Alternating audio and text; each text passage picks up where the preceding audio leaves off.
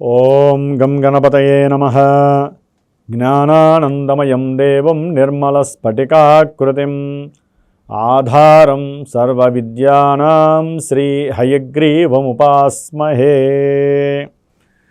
మకర రాశి.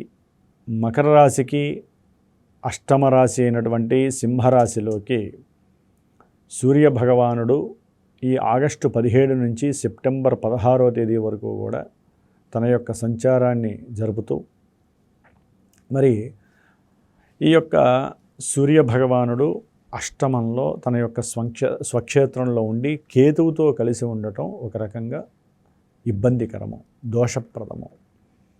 ఇటు చూస్తే రాహువు ద్వితీయంలో ధనస్థానము, కుటుంబ స్థానము, అది ఆకస్మికమైనటువంటి ధనాన్ని ఖర్చు పెడుతూ, అట్లాగే ఎవరికైనా సరే ఈ యొక్క రవి మహర్దశో అంతర్దశలో కేతువు జరుగుతున్నాయి అనుకోండి, ఉద్యోగంలో అకస్మాత్తుగా విడనాడే పరిస్థితి, అంటే ఉద్యోగాలు తొలగిపోవటం, కొంతమందికి ఆకస్మికంగా తండ్రి యొక్క ఆరోగ్యం క్షీణించటం, తండ్రి యొక్క ఆరోగ్యపరమైనటువంటి సమస్యలు, దాని ద్వారా గృహంలో అల్లకల్లోలము, ధనము నష్టం జరగటం.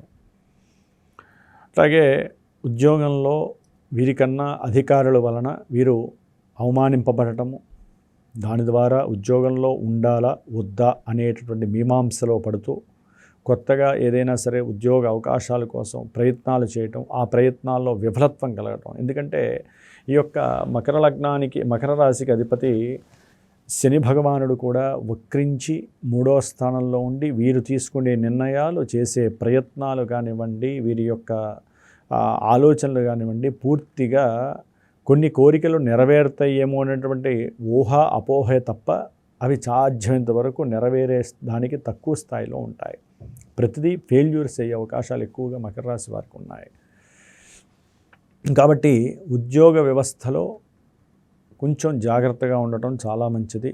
కొంతమందికి ప్రేమపరమైనటువంటి అగాధాలు, అంటే ప్రేమలో విఫలత్వాలు కలగటం, అవతల వాళ్ళు ఏదైనా మోసం చేయటం, లేకపోతే దాని ద్వారా వీరికి ఆకస్మికంగా ఇందాక చెప్పినట్లుగా దశలు అంతర్దశలు ఏదైనా కనుక ఇబ్బందికరమైన జన్మజాతకంలో జరుగుతున్నట్లయితే వీరు ఏదైనా ఆత్మహత్య ప్రయత్నాలు చేసుకోవటం, ఇలాంటివి కూడా కొంతమందికి, అంటే సూర్యుడు బలంగా లేకపోతే ఆత్మ చైతన్య శక్తి నడవదండి.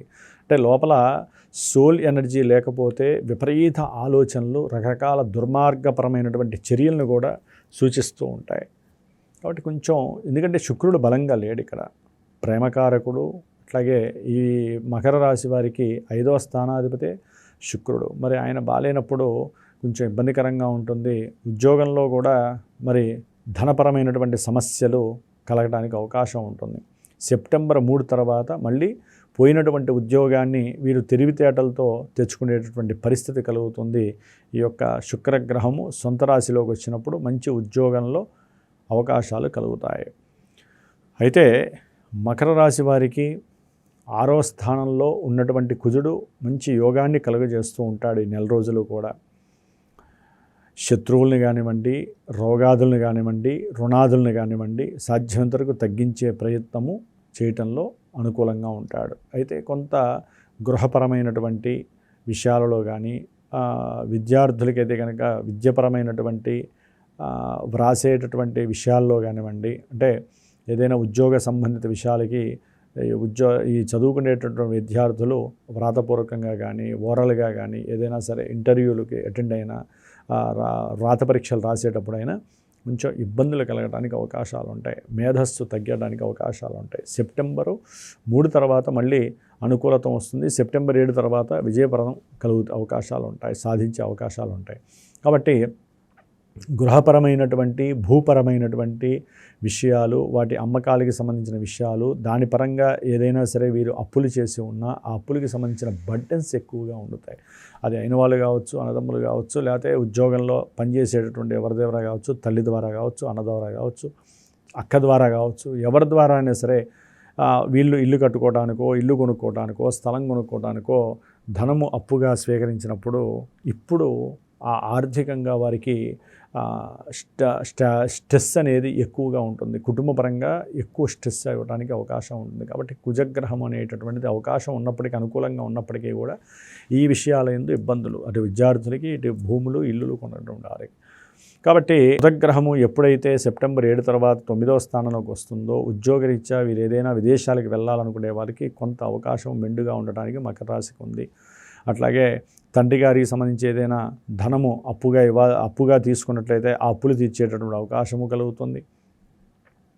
అట్లాగే ఉద్యోగంలో వీరు వదిలేసేసి ఇంకేదైనా వ్యాపారం చేయాలనే ఆలోచన కూడా ఈ సమయంలోనే కలగడానికి అవకాశాలు ఉంటాయి. ఎందుకంటే అంతకుముందు రోజుల్లో జరిగినటువంటి ఉద్యోగ విషయాల్లో ఎన్నో ఆకస్మికంగా మార్పులు, చేర్పులు, అవమానాలు, అట్లాగే ఎవరో ఒకళ్ళు వీళ్ళ మీద కసిగట్టడం, పగబట్టడం, వీటి ద్వారా ఎందుకులే ఈ ఉద్యోగ వ్యవస్థ, మనం ఏదైనా మనకున్నటువంటి రూపాయిని ఖర్చు పెట్టి మనం ఇండివిజువల్గా వ్యాపారాన్ని చేసుకుని వృద్ధిలోకి రావాలి, ఇలాంటి ఆలోచనలు కలుగుతాయి. కంపల్సరీ ఈ మకర రాశి వారికి అలాంటి అవకాశాలు కలుగుతున్నాయి. కాబట్టి ఏదేమైనా మకర రాశి వారికి కుజగ్రహ, రాహుగ్రహ నక్షత్ర అనుకూలత సరిగ్గా లేదు. కాబట్టి సెప్టెంబర్ 2 వరకు వీరు కంపల్సరీ ఆర్థిక రుణ బాధలు కానివ్వండి, చదువులో విద్యార్థులు ఉన్నతమైనటువంటి వ్రాత పరీక్షలు రాసి మంచి మార్కులు సంపాదించాలన్నా, అట్లాగే ఉద్యోగాదుల్లో ఇంటర్వ్యూలు సక్సెస్ కావాలన్నా సుబ్రహ్మణ్య ఆరాధన చేయండి, కుటుంబ సౌఖ్యం కలుగుతుంది. సూర్యారాధన, సూర్యగ్రహానికి జపము,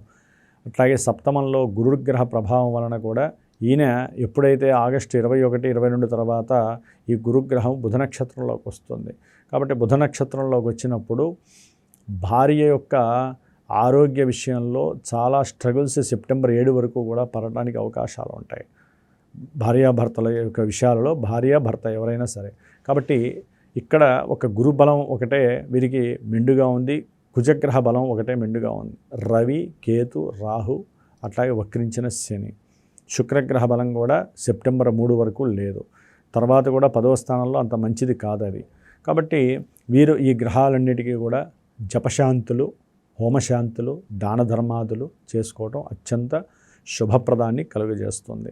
ఏదేమైనప్పటికీ జన్మజాతకంలో జరుగుతున్నటువంటి దశ అంతర్దశలను బట్టి అవి అక్కడ విద్యని, వివాహాన్ని, ఆరోగ్యాన్ని, లేకపోతే దాంపత్య సుఖాలని ఇట్లా ఇవ్వగలిగితేనే గోచారంలో అవన్నీ కూడా ఇక్కడ తర్జుమా చేయబడి మనకి అవి ఇస్తాయా లేదా, ఉన్నత విద్య ఉందా లేదా, వివాహ యోగ్యత ఉందా లేదా, ఇలాంటివన్నీ కూడా గోచారంలో గురుడు బలం ఉందంగానే పెళ్ళిళ్ళు కావు. జాతకంలో ఆ బలం ఉంటేనే, ఆ భావాలు ఆపరేట్ అయితేనే ఇక్కడ వీరికి అనుకూలత కలుగుతుంది. కాబట్టి చక్కగా గురువుల చేత ఆ యొక్క జన్మజాతకాన్ని పరీక్షింపజేసుకొని గోచారంలో వాటిని అప్లై చేసుకొని ఈ రెండింటి మధ్య చక్కటి అనుసంధానం ఉంటే మీ మనసులో ఉన్న కోరిక ఈ గ్రహాలు చక్కగా నెరవేర్చే కనుక స్థితి, స్ట్రాటజీ ఉన్నట్లయితే తప్పనిసరి అయితే అవుతుంది. ఓం నమో నారాయణాయ నమః.